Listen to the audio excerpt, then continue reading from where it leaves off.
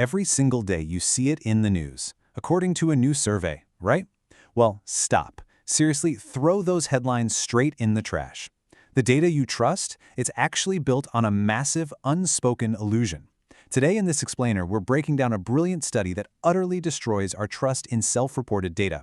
It is totally anti-common sense, and it's going to change how you read the news forever. Let me ask you something. Have you ever lied on a survey? Come on, be honest with me. A researcher calls and they want your exact annual income. Do you actually pull out your tax returns? No, of course not. You guess. You round up. Maybe you fudge the numbers just a little bit. We all do it. And guys, this is the massive conflict in modern research. See, experts, they dream of this perfectly calculated data. They just blindly trust your answers. But your reality? It's total guesswork. Human beings are fundamentally terrible at remembering their own finances. We're just chaotic. All right, let's dive into Section 1, Denmark, the hardcore lie detector.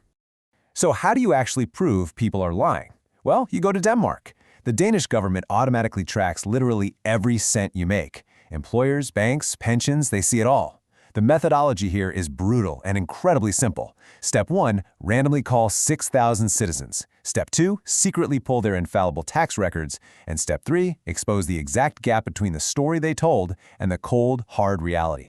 Moving on to Section 2. Test 1. Confused ledgers. Think about it. Do you actually know how much money you spend in a single year? Researchers contrasted two things to find out. First, these really clumsy, handwritten expenditure diaries from regular citizens. And second, hard math. They took their exact income and subtracted the exact change in their bank wealth. The result is a total slap in the face. Basically, your brain is completely unfit for bookkeeping. Individually, the errors were just massive. It's not that people are being malicious, it's just that their memories are highly chaotic and filled with extreme noise. We literally do not know where our money goes. Okay, Section 3. Test 2, your real income. So what about the money coming in? Now this is the far more scandalous test. Researchers ask people for their gross income. You get a paycheck, right? You should know this. But look at the data. The blue line is what people claim they make. The red line, that's their actual proven tax data. Notice how that blue peak is noticeably pushed to the left? Yeah, people are wildly missing the mark, telling surveys they make way less than they actually do. And let me be clear, this isn't just some tiny rounding mistake or a forgotten holiday bonus.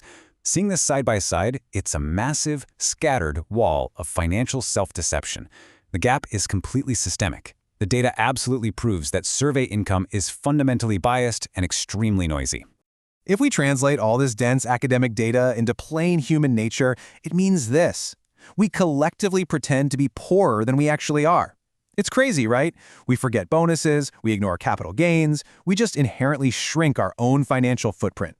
Which brings us to Section 4, demographics. Who exactly pretends to be poor? So who's bending the truth the most here? The culprits are definitely not who you'd think. The top misreporters? The highly educated. Homeowners. Singles. This measurement error is not just random noise. The more complex your life and your education, the worse you actually are at giving a straight answer. Now you might be wondering, didn't researchers already know this? Actually, no. For years, experts relied on this really famous 1994 American study. But that old US study, it only looked at 418 completely predictable factory workers. It drastically underestimated human lying. This new Denmark study looked at thousands of diverse citizens across the entire economy, and boom, the illusion was finally broken. But just to remain completely objective here, even Denmark's hardcore lie detector data has a few blind spots. For instance, expenditure data is imputed. It's not tracked receipt by receipt. Also, wild swings in capital gains? Yeah, those create a lot of math noise. And the self-employed? Well, their data is so messy that the researchers just excluded them entirely. All right, Section 5, Conclusion, Reshaping Data Trust. We've seen the clash between fuzzy memory and cold, hard records. Now for the real mic drop, 0.89. That is the massive standard deviation found in the Denmark study. It represents the wildly chaotic variance of human financial deception compared to older, flawed studies. The gap between what we say and what we actually do is mathematically massive. So I'll leave you with this.